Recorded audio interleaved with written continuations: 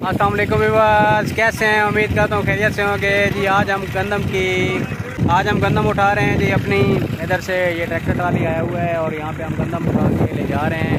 इंशाल्लाह थ्रेशर लगवाएंगे आज।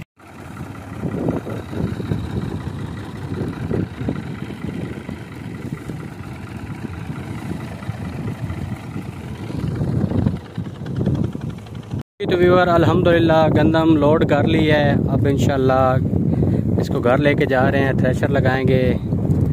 तो माशाल्लाह गंदम बहुत ही अच्छी है इस दफ़ा अल्हम्दुलिल्लाह।